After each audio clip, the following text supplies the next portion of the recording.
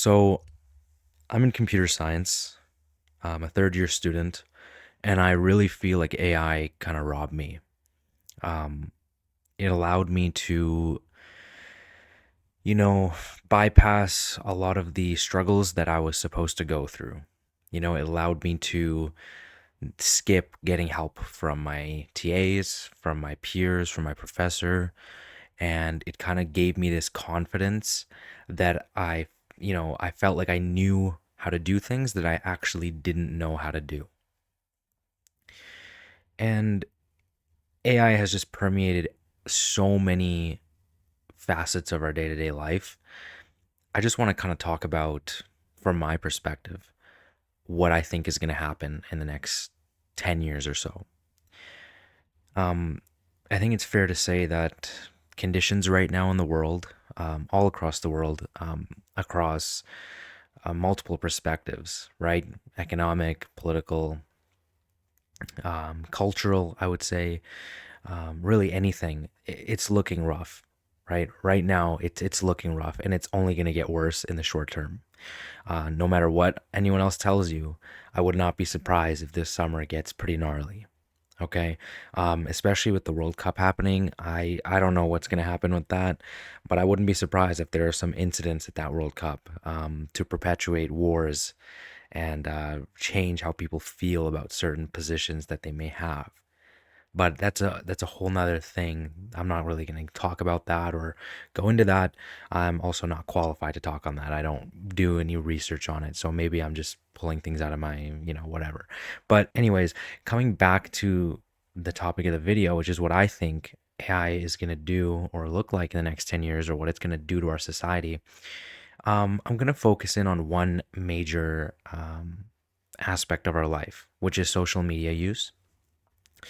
And the TLDR of it is I think that AI is going to get us to return to that like 2010 social media. I really do think so. And even more than that, I think we're just going to keep regressing in time in terms of social media.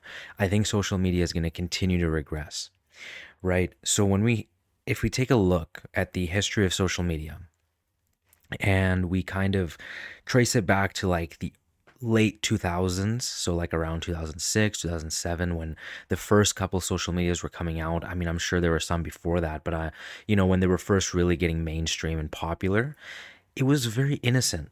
All the photos, like the cameras weren't that great back then, so there was this beautiful like filter, like yellowish filter and hue to the photos that just gave it such a like homey vibe, right? You go into the early 2010s and cameras get better. People are starting to become YouTubers for money. Kids are starting to look up to these influencers, right? And around like 2014 to 2015, I would say it changed from, you become an influencer based on your personality, based on how much effort you put into your videos. It changed from that to how high quality are your videos, right? We had like BuzzFeed type channels blowing up that had like production grade studios and like full teams working to make money. And obviously, we've had that throughout YouTube's history. Like organizations have had YouTube channels before, but I mean, I think we can all agree that YouTube in the late 2000s, early 2010s was more about, the individual. It was more about a guy or a girl or whoever it was with a camera, just recording things, very minimal editing, very minimal, just lower quality. It was not like professional grade production. But I would say around like 2014, maybe around that area in time, it really changed. And as it changed, influencers changed as well. Now it became a thing of, okay, you're actually getting brand deals with these like massive companies. And now you can't say certain things, right? And it just turns into this thing where everyone kind of sounds the same. Every video is kind of the same. Not like directly or literally, but in terms of your perspectives or how you talk or what you're talking about. It turns out that, everyone's just selling you a product in some roundabout way, or someone is just trying to get as many clicks out of the algorithm. They're just bombarding you with information, trying to get as many people hooked within the first 30 seconds. And around that time, algorithms changed so drastically. It wasn't like random videos on your feed anymore. It was more so what is going to get a reaction out of you, right? I don't remember if this is entirely accurate, but I'm pretty sure that Instagram and Facebook actually can see your facial reactions to posts, and so they know what makes you angry. They know what posts, I know for sure that they know what posts that you stay longer at, which posts you rewatch, which posts you comment on, which posts you search for. And they collect so much data on you, across even different websites and stuff through data brokers, that they know how to hook you. They know how to keep you scrolling. And the algorithm has been so fine tuned that, doom scrolling is like a genuine threat. I don't think I scrolled TikTok or Instagram Reels or whatever it was. I don't even know if Reels was around back in 2020. I think it was. I don't think I even scrolled those short form platforms back in 2020 as much as I do now, which is crazy. I mean, I was at home, I was in high school, I had no schoolwork, and you're telling me that now that I have an internship and I'm working 40 hours a week and I'm trying to make YouTube videos on the side and work out every day, and you're telling me now I'm scrolling more? That's crazy. And that's simply because I remember vividly that the algorithms just weren't that good. I would get random videos, and sometimes it would be really hilarious. Sometimes it'd be very enlightening. I would find out about things that I kind of would never look out for myself. But now it's like I delete Instagram every other day. I install it because, oh, someone sent me something or whatever, told me to check it, and then I delete it. Because I swear to you, I cannot scroll 5 minutes on Instagram Reels without being just filled with hatred. Because I know they know me. They know how to get to me. They know how to elicit a response from me. Coming back to the central point of the video, what I think is going to happen is in the next couple of years, AI is only going to get better. The algorithms are only going to get stronger and more smart. And what's going to happen is it's going to become a trend to turn away from social media. Okay? Because if AI becomes photorealistic, which some have argued that it already is, and I would say it is as well, the capacity is still limited. It's not going to make something that's 100% like real. But yeah, you have in limited capacities, very short videos. It's becoming extremely hard to detect whether a video is AI or not. Well, if AI becomes 100% photorealistic, and what I mean by that is there's literally no way to know whether a video is real or not. The videos could last minutes, God forbid, hours. Um, you know, then what's the point of flexing on Instagram? Because anyone can go climb that mountain that you just went on. Anyone can go down to the beach. Anyone can travel. Anyone can get in to a restaurant that requires you to book a reservation like a year in advance. It won't matter. Nothing will matter. Photos won't matter anymore. You can make yourself slimmer, you can make yourself muscular. It doesn't matter, right? And because it doesn't matter, there's going to be no authenticity. A big part of social media's rise to fame was simply because, like, on a text-based, messaging app or whatever, yeah, you can say you do whatever, but when social media came around and the primary transmission method was photos, it was like, okay, now you got to prove it. And Photoshop, okay, yeah, even the best people, most experienced people in Photoshop, they were not that convincing. They were not AI levels of convincing, okay? You could do a pretty good job. I mean, the common like layman person would probably be fooled, but overall, there'd be things the longer you look at it, you could pick them out. But the thing is, like, if you said you were going to do something, you could post about it, right? You could send that snap of you doing something crazy. And it's like, that's going to change now, fundamentally. Because no matter what you do, people are going to accuse you of AI. It's already happening. It is already happening. A lot of people are getting accused of using AI in their videos. Oh, this is AI. Oh, this is not AI. Whatever it might be. And a lot of people just don't have a fundamental understanding of AI. And I already see it, especially in videos about wildlife, where something crazy will happen and they'll just say, no, it's AI. And it's so hard to tell them that, like, no, it's not AI because of this, and that. But like this other video of something that's a bit more realistic is completely AI. And especially to people who are older, who already struggled understanding the basic principles of the internet and social media, it's just impossible. I mean, really. And so I think as time goes on and this deep fake technology that has existed for years, I mean, this is not new. Deep fakes have been around, I think, since like 2018, 19, maybe even before that. But I really do remember seeing that when I was younger, the emergence of that technology. But as that comes around and AI generated pornography and all these other crazy things happen, people aren't going to want to post themselves. And if they don't want to post themselves, because A, they don't want to be accused of using AI in whatever situation they're in, and also B, they don't want to have their photos spreading around on the internet being used for nefarious things, they're not going to post photos. And I think we're going to see the return of maybe text-based social media, maybe even a complete disconnect from it, where like, yeah, we use it, but it's not like this crazy thing anymore where everyone just wants to post and share what they're doing and it's like this addictive trend. I think people are going to step away from it, favoring real life spaces, third places, going to the mall. I think we're actually going to see a resurgence of that because things are just getting worse. You shop online, okay, make a new Amazon account right now. Something that you've probably bought on your main Amazon account will be more expensive on the new account, or vice versa, because they have dynamic pricing. They can just do whatever they want with the pricing. The sales are not universal. Your cyber, whatever it might be, your Black Friday is completely different from the person next to you. They know how to get you. And as people continue to be faked with like AI photos of products and things like that, I don't know, maybe in-person shopping will have a resurgence. I've already been preferring it to online shopping just because it's nice to go in there and actually feel the product. And I think that's been a common reason why people still go to malls since the birth of online shopping. But I think it's only going to get better. I think we're actually going to see a renaissance where people are so against using really anything online. And I don't mean like searching things up, but rather like posting yourself, creating this profile of yourself online, sharing photos of yourself, that type of thing, because it's only going to get worse. AI is only going to get better. It's only going to get better. Um, being in computer science, I'm not like a master of AI. I have a very introductory knowledge of it. I know there's going to be limits to what an LLM can do, right? A large language model.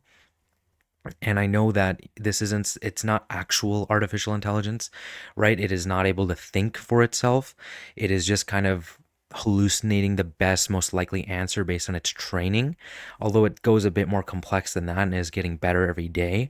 The main improvements I think are going to be in like subtle tuning to image generation and more importantly, data usage, right? How can we make it more efficient? How can we make it run on smaller and smaller servers? How can we make it the context windows larger so it can operate more quote unquote smartly? But as it gets better, um, there's a genuine fear, right? If you're a new parent and you've posted any photos of your children online, that's very scary because you'll never know who's viewed your profile. They never have to like anything. You'll never know. Even if they implement some feature to say, oh, this person is viewed, you can't accuse them of like making photos of your children, but they could be. They absolutely could be, right? And, that's obviously one very almost, I don't want to say extreme, but it kind of is an extreme example of using AI for, or like an extreme usage of AI, I would say. But like to say that's uncommon is crazy, right? It's not crazy at all. It's already happening all over the world, especially in grade school, because you have all these kids who are growing up completely, their lives are embedded in AI. They get home, how do they do their homework? AI. Who are they talking to when they're upset if they're in an abusive household and they have no friends? AI. They don't grow up thinking that this is horrible. I should not be making photos of this other person, right? They don't have that. Okay? You can do as many safety meetings as you want. AI is a great friend to somebody. If I had AI when I was in middle school and high school, I don't know who I'd turn into. Not because I'd be like some creep making photos of people, but rather because I wouldn't talk to other people. I would just talk to it all the time. All the time. Every problem I had, whether it was school or whether it was emotional, I would just talk to it. And because a lot of AIs are so, they wrap around your finger and they just reassure you so much to the point where it's dangerous. I'm really fearful for what type of adults these people are going to grow up into, right? I grew up in kind of like I kind of got the last boat, right? I grew up and I was about 18 years old when AIs first blew up. So I was literally on the last boat. Kids are just getting younger and younger and getting exposed to it more and more, right? There's no reason a kid in the first grade should know what AI is before they know what a browser is, before they know how to use a login to a computer even, right? And this is what I'm trying to kind of convey is that this is only going to get better. The AI systems are only going to get better, which is only going to make things worse for children, for parents, for society as a whole. We can go into a whole nother video on jobs. In fact, I may make a video on AI affecting jobs soon, but I just wanted to give my thoughts on this. I really do think there's going to be a huge resurgence of people who don't post their lives online, of people going out and making physical memories, of there already was trends in like 2019, I would say 2020, of like disposable cameras and um, all sorts of things, right? More like 90s or 80s stuff was in, especially with Stranger Things, the third season of it. Um, and I think that's only going to come back in stronger force. I think physical photos are going to be so important in the coming decade. I think writing things physically down, making actual memories. I think we're kind of having a return to form where AI and technology have gotten so good and so enroached in our lives that we want to step away, which is obviously kind of uh, frustrating for these companies or whatever, and maybe they'll do something about this, but I already see it, right? I'm already seeing small steps being taken, and I think it's only going to get better. I'm honestly like, I kind of want things to get worse. I know that sounds horrible, so that people are actually forced to make change. If things are just changing little by little year over year and people have plenty of time to get used to it, nothing's ever going to happen. But if things keep exploding the way they are, then people will make critical decisions in the coming years. And so that's why I kind of hope that, maybe people take things seriously.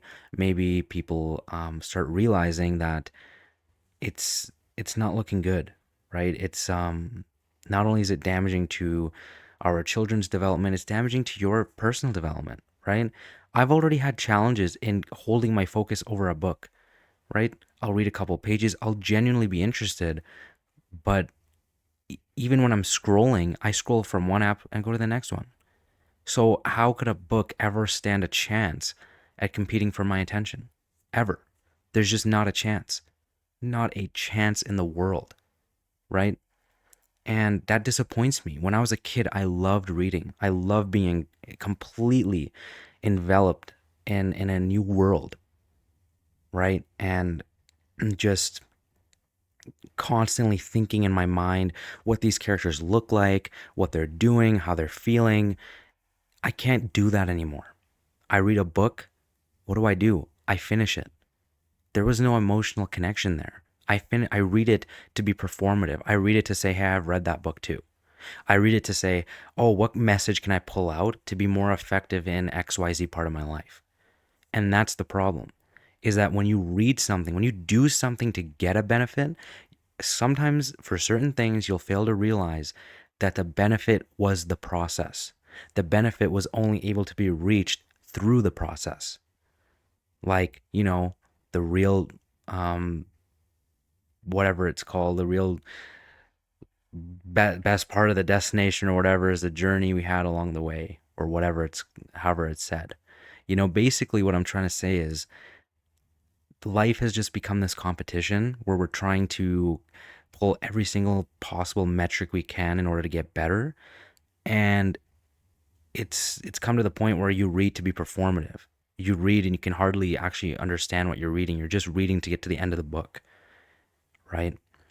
And maybe it's just me, but I just don't feel good skimming through it. So I'll read, but I won't actually understand anything. And I think that's worse than someone who just skips to the end and says, "Oh, ChatGPT, give me a TLDR of this book." I think I'm actually worse because I'm wasting time and I'm being even more performative for no reason. But again, getting sidetracked here. Basically, TLDR of this whole video is